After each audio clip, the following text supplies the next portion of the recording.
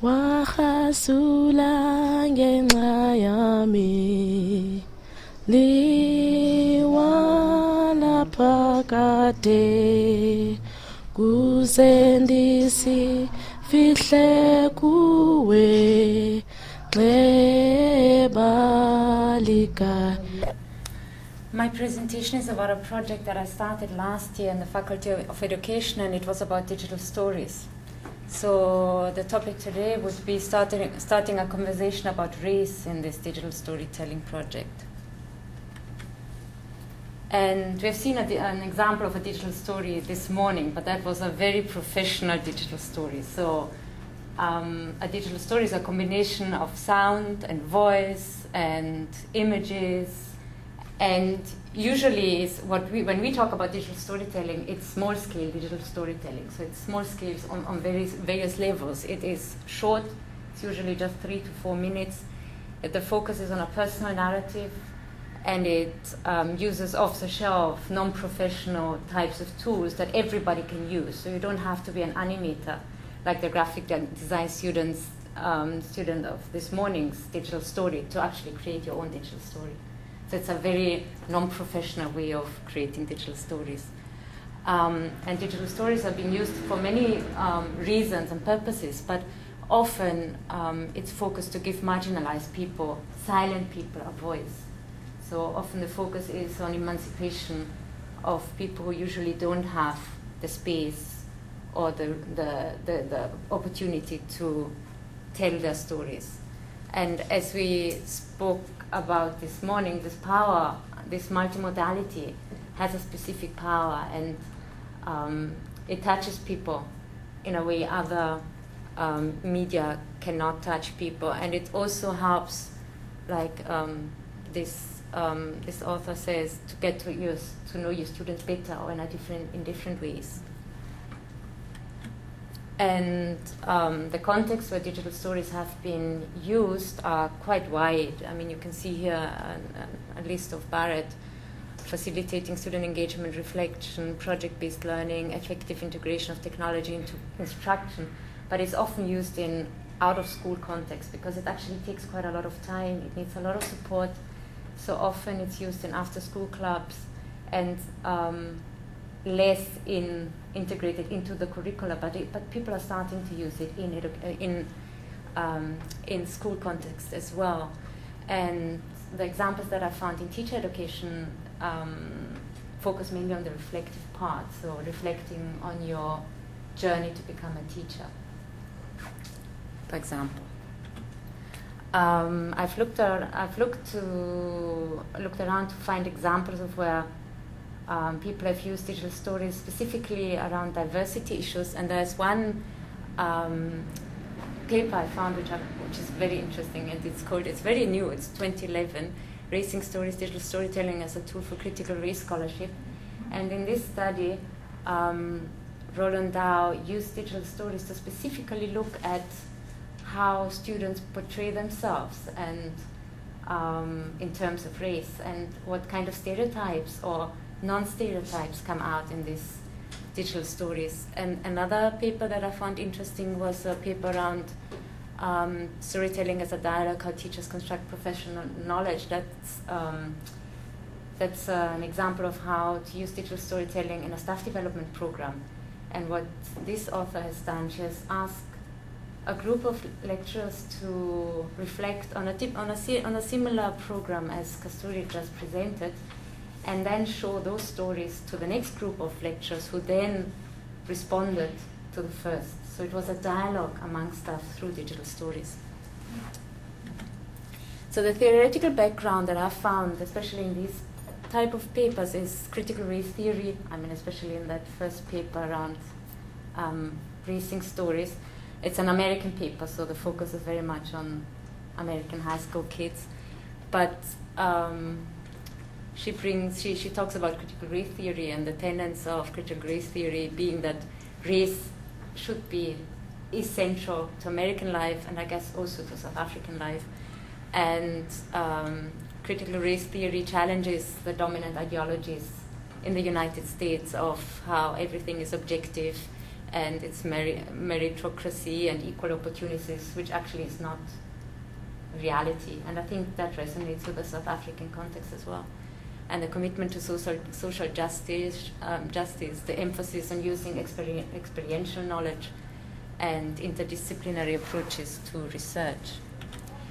And what I found interesting is that the concept of microaggressions. And she cites this definition of microaggressions as being small acts of racism consciously or unconsciously perpetrated, welling up from the assumptions about racial matters most of us absorb from cultural heritage in which we come of age. So it's nothing conscious, it's something that we've grown up with and that comes automatic, subconsciously. And it demonstrates some of the way that racism becomes normalized as a part of everyday life. And she brings one of the examples where an Asian student who is not good in math is constantly being told, don't be lazy. Asian students should be good in math. You know, if you're not good in math, it's not because you're not good in math, but because you don't apply yourself. While this student said, actually, I'm interested in music. I'm not interested in math. But she gets the feedback she gets from her colleagues and from her teachers is, why are you lazy? You know, you could be much better because all Asian students are good in math. So this is just one example of microaggressions that she found in her digital stories. And she also talks about counter-narratives and how it's important to actually make it explicit that it's important to show there are counter-narratives. And she brings this example of this Asian student who doesn't like math as a counter-narrative to the normal stereotype of what an Asian student should be good at. And she says counter-stories can document resistance to racism, and there's a potential of healing through communal hearing of stories. And it can serve as a pedagogical tool to openly listen, understand, and appreciate the experiences of students of color. So she says counter-narratives are actually to focus on counter-narratives, to try to get students to tell those counter-narratives is a pedagogical tool to help bring up issues of diversity and to get to some sort of healing. So the project I'm talking about is the digital storytelling education. We ran it last year in 2010. We had about 29 students out of a class of 60 who decided that instead of the traditional paper-based teaching portfolio that all the students have to create where they reflect on the journey to become a teacher, these 29 students decided to create a digital story instead. And that the same brief, both groups had to reflect on their journey to become a teacher and to focus on the 7 roles of a teacher. And diversity is one of the roles. So diversity was not a main focus last year. It was one of the 7 roles they had to reflect about. But yes, our students come from very diverse backgrounds. These are just a few pictures. Because of the nature of the course, although CPUT is predominantly a black student population, has a predominantly black student population, this course is actually quite mixed. There's a lot of white students, a lot of colored students, a lot of black students. So we have a nice mix there, mature students, young students, gender-wise. So there's variety on many, many levels, language, technical skills, access to ICTs, and we have to support all of them. So it's quite a challenge. But the feedback was very positive. One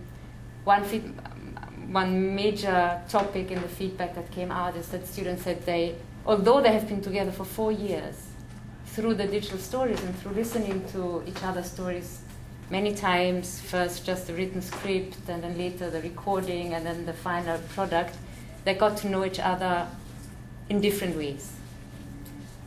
And so all in all, it was quite a successful project. But after having attended this course, I thought that actually the diversity issue, we lost out there. We could do much more with these digital stories by looking more closely on how we could capitalize or how we could focus more on the diversity amongst the student population. And one thing I'll definitely do is use PLA techniques, the journey, especially the river of life. I thought that it could help students in the writing process, because some of them had huge problems writing their story. But also more focus on diversity, and Rolon Dow in that paper said one must be explicit and explain what counter-narratives are for students to understand what they can do. So I thought maybe I could show examples of last year's stories and start with that, and maybe have a discussion what kind of stereotypes come out in those stories and what other stories they could tell, not to fall into that trap of stereotypes. But I'm not sure. This year the class is even bigger. We have already asked them, and this year the whole class wants to take part. So I'm not sure how to manage all of that with a class of 60 students. So we're going to work beforehand with a smaller group of students who are going to support us as student tutors. So I thought maybe we can focus on them, start with them, and then maybe they, by being more aware, can help their colleagues and maybe nudge them or find other ways, or maybe bring in an activity not at the beginning of the writing process, but maybe after a month or so, when we have built up some trust, and maybe show them some of the stories and start a discussion around stereotypes and how they can change or modify their stories accordingly.